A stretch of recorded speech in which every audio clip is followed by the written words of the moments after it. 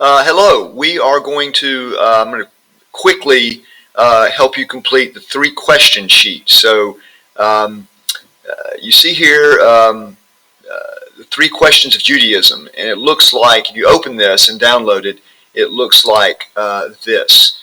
Now, we'll have a 3-question sheet for every religion. It's just sort of the basic facts, the basic vocabulary. So we're going to complete it here real quickly.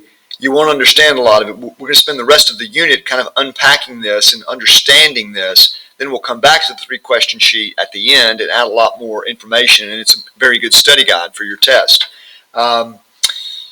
Some religions fit more easily the context of the 3 questions. From your reading, Intro to World Religions, you may recall Prothero the author, talks about these 3 questions. IB words them a little differently, but it's a standard religious studies methodology. So let's just real quickly go through this for Judaism. First of all, God created humans in His image and endowed them with free. By the way, in His image doesn't mean literally we look like Him. He's transcendent. Jews, like Muslims, will not try to draw a picture of God, whereas Christians know that He's an old white man with a beard. But like God, we can think for ourselves. That's what in His image means, which leads to a constant choice between bad and good inclinations. And in Hebrew, bad inclinations are yetzer.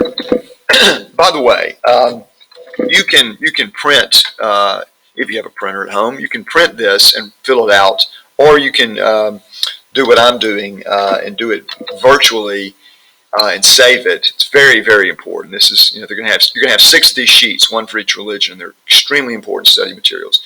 I'm doing this with a free PDF reader, and I just clicked on the sign thing here, and fill in sign allows me to type.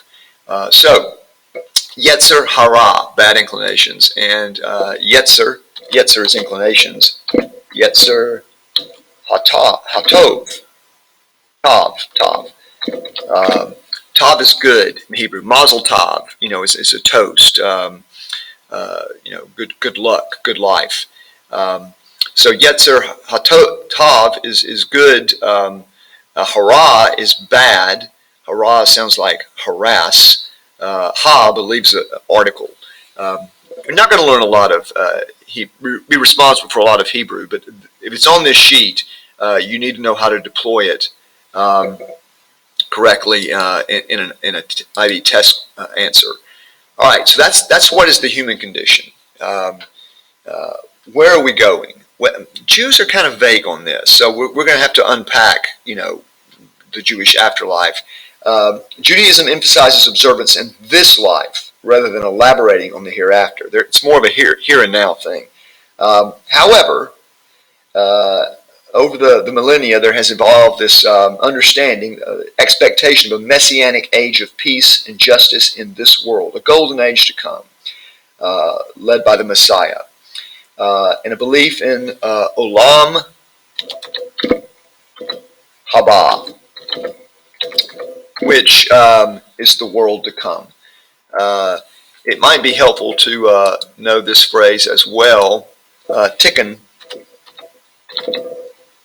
Olam, which means to repair the world. Olam is the world. Repair the world. So Jews are very focused on creating social justice in this life, and that's what Tikkun Olam refers to.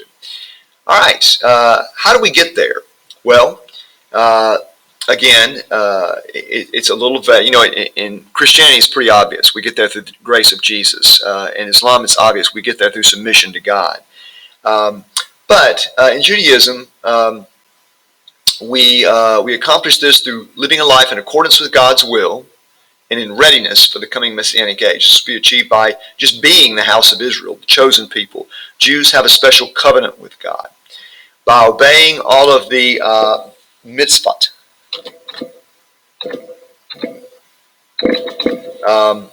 which means, when you see OT in Hebrew, that's a plural. So mitzvah is singular for commandment.